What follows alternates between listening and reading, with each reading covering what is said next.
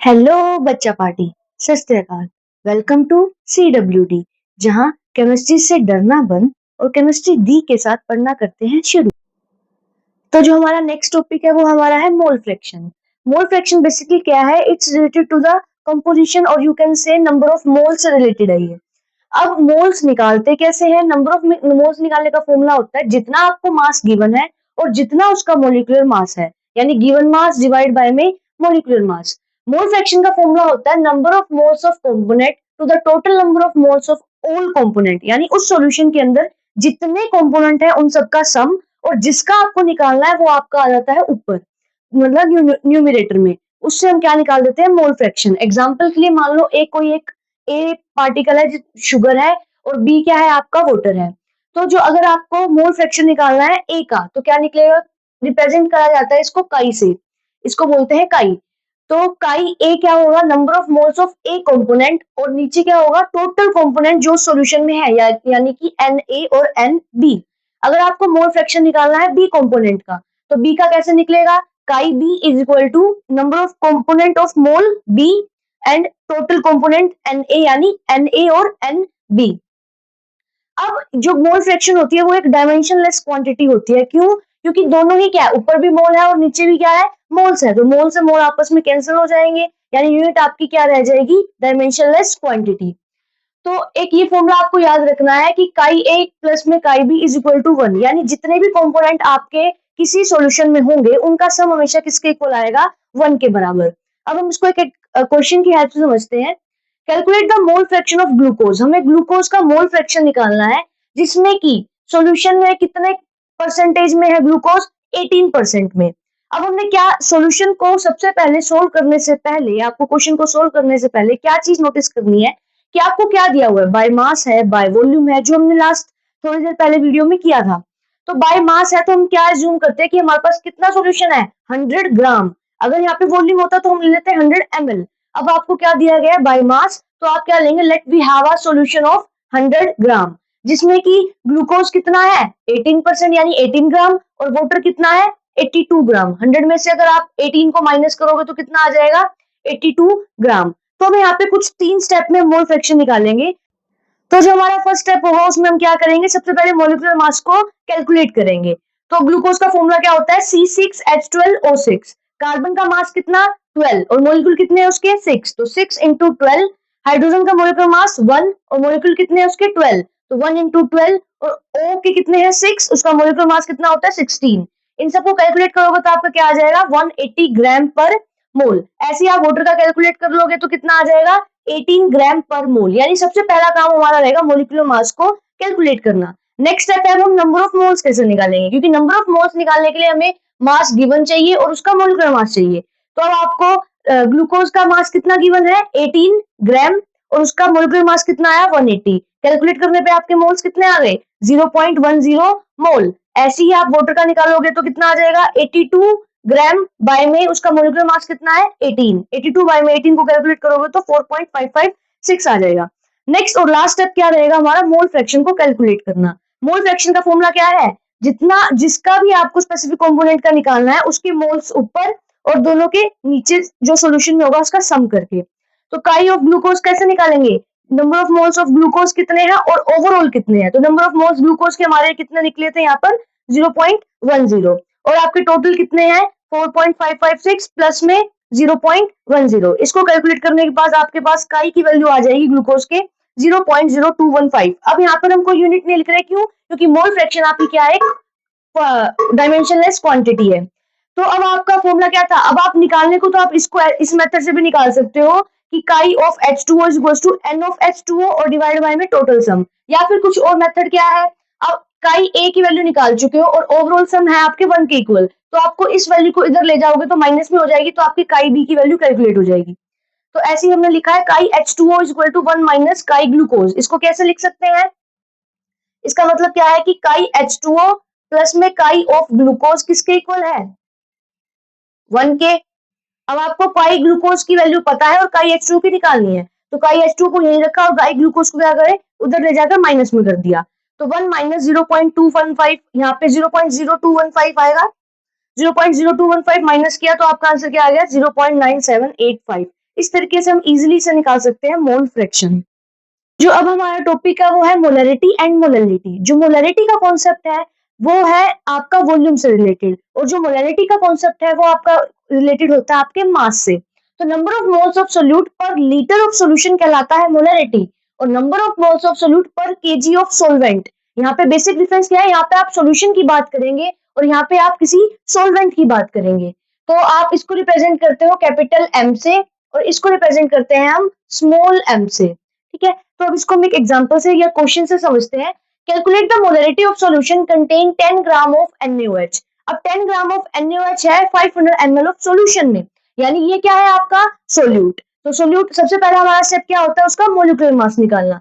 तो NaOH का मास कितना निकल गया आपका 40। नंबर ऑफ मोल्स कैसे निकालेंगे, गिवन मास बाय में मोलिकुलर मास। गिवन मास कितना है इसका 10 और मोलिकुलर मास कितना है 40, तो आपके नंबर ऑफ मोल्स कितने निकल गए 0.25 मोल्स। सिमिलरली इस क्वेश्चन में क्या है, मोलैलिटी निकालनी है हमें 0.5 ग्राम ऑफ इथेनोइक एसिड की, कितने में 75 ग्राम ऑफ बेंजीन में।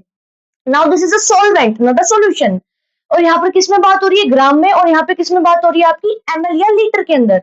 तो यहाँ पे ये क्या है सोल्यूट। सिमिलरली जैसे हमने NaOH का यहाँ पे मोलिकुलर मास निकाला, वैसे हम किसका निकालेंगे CH3COOH यानी इथेनोइक एसिड का। तो इसका मास कितना आ गया आपका 60 ग्राम पर मोल। गिवन मास बाय में मोलर मास करोगे तो इसका क्या निकल जाएंगे नंबर ऑफ मोल्स। यहाँ पर भी नंबर ऑफ मोल्स निकल गए, यहाँ पर भी नंबर ऑफ मोल्स निकल गए। अब डिफरेंस क्या है दोनों में, यहाँ बात होगी वॉल्यूम से रिलेटेड और यहाँ बात होगी उसके मास से रिलेटेड। तो वॉल्यूम ऑफ सॉल्यूशन आपको कितना दिया हुआ है 500 ml।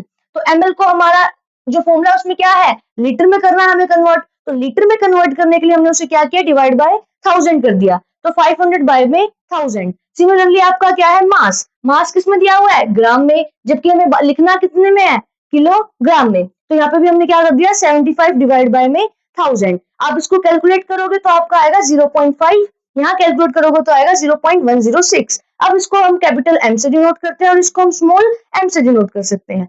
इसके अलावा इसकी यूनिट क्या हो सकती है आपकी, आपके ऊपर क्या है मोल्स और नीचे क्या है आपका सॉल्यूशन इन लीटर, तो मोल पर लीटर। सिमिलरली यहाँ पर क्या है आपका मोल पर में किलोग्राम, क्योंकि यहाँ पे क्या है किलोग्राम ऑफ सॉल्वेंट और मोल्स ऑफ सोल्यूट। तो अब आप ये बेसिक डिफरेंस याद रखिएगा कि मोलैलिटी जो है वो एक टेम्परेचर डिपेंडेंट फैक्टर है, और जो मोलैलिटी है वो आपका इंडिपेंडेंट है टेम्परेचर के, और डिपेंड किस पे करता है मास के। इनडायरेक्टली हम ये भी कह सकते हैं कि आपका टेम्परेचर किस पर डिपेंड करता है वॉल्यूम पे। तो हम सभी क्वांटिटेटिव मेथड पढ़ चुके हैं। सबसे पहले हमने पढ़ा मास परसेंटेज, फिर हमने पढ़ा वॉल्यूम परसेंटेज, फिर मास बाय वॉल्यूम, फिर पार्ट्स पर मिलियन, फिर मोल फ्रैक्शन, फिर मोलैरिटी मोलैलिटी। अब हम एक क्वेश्चन करेंगे जिसमें थोड़ा सा सभी कॉन्सेप्ट यूज हो जाएंगे। होप सो आपको सभी कॉन्सेप्ट क्लियर हुए होंगे। तो अब हम क्वेश्चन स्टार्ट करते हैं। A solution of urea in water is labeled as 20% W/W।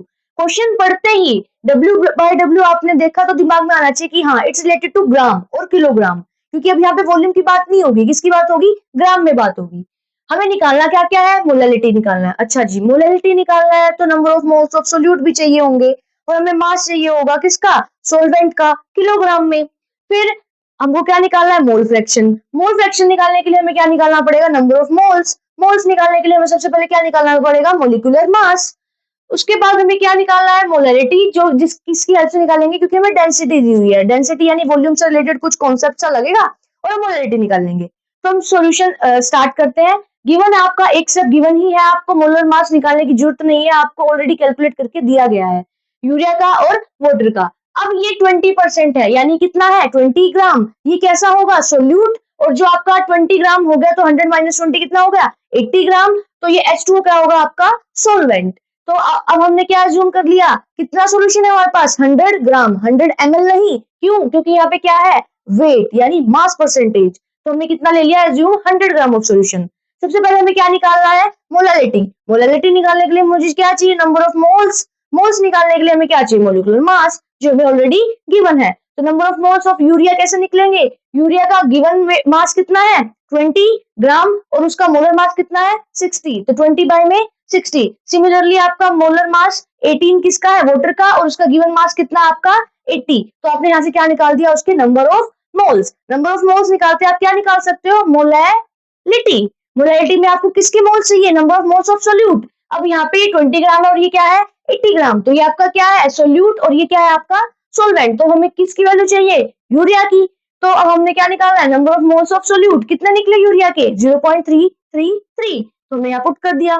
फिर मास ऑफ सोलवेंट ना कि सॉल्यूशन, सॉल्यूशन तो आपका क्या है 100 ग्राम, लेकिन आपका फॉर्मूले में क्या होता है मोलारिटी के मास ऑफ सोलवेंट जो कि कितना है आपका 80, तो 0.333 बाय में 80।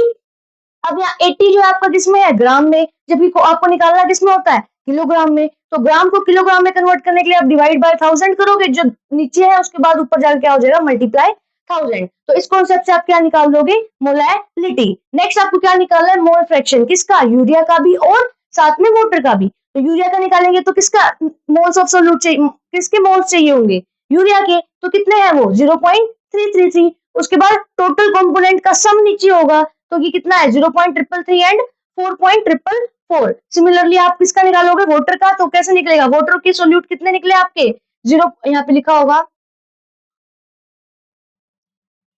हाँ 4.444, क्या आ जाएगा यहाँ पे 4.444 और नीचे उसका सम आ जाएगा, तो कैलकुलेट करोगे तो क्या आ जाएगा 0.930। इसको दूसरे मेथड से कर सकते हैं क्योंकि हमें पता है कि मोल फ्रैक्शन के कंपोनेंट का सम कितना होता है 1 के बराबर, तो इसको 1 में से माइनस करके डायरेक्टली आप वैल्यू कैलकुलेट कर सकते हो। नेक्स्ट आपको क्या निकालना है मोलैरिटी। मोलैरिटी के लिए आपको क्या चाहिए number of moles of solute, ठीक है वो तो हमने निकाल लिए, लेकिन साथ में क्या चाहिए volume of solution in litre, जबकि वॉल्यूम का तो कुछ कॉन्सेप्ट दिया ही नहीं हुआ। तो हमें पता है कि डेंसिटी का फॉर्मूला होता है मास बाय में वॉल्यूम, तो यहाँ से वॉल्यूम का फॉर्मूला क्या हो गया मास बाय में डेंसिटी। मास कितना है आपका 100 ग्राम और डेंसिटी कितनी दे रखी है आपको 1.1 ग्राम पर ml, तो यहाँ पे क्या आ जाएगा कैलकुलेट करोगे तो यहाँ पे कैलकुलेट करके क्या आ गया 90.9 ml। अब आपको सॉल्यूशन चाहिए किसमें लीटर में, लीटर में कन्वर्ट करने के लिए इसको आप फिर से क्या करोगे 1000 से डिवाइड करोगे, तो यहाँ पे आप कर दोगे तो ये यहाँ आ गया आपका this is the value of volume of solution in litre. तो पुट कीजिए number of moles of solute, solute कौन है यूरिया, तो उसके नंबर ऑफ मोल्स कितने निकले आपके 0.333 यहाँ पर लिख दिए। फिर आपका क्या है volume of solution in litre. इस तरीके से आप क्या उसका कैलकुलेट कर सकते हो आप मोलैरिटी। होप सो आपको ये क्वेश्चन समझ आया होगा। इसी के साथ हमारा जो क्वांटिटेटिव मेथड है वो हो चुका है कंप्लीट। सो अगर आपको कंटेंट अच्छा लगा हो तो प्लीज फॉलो कीजिए, सब्सक्राइब कीजिए, do comment and share. Thank you and have a nice day.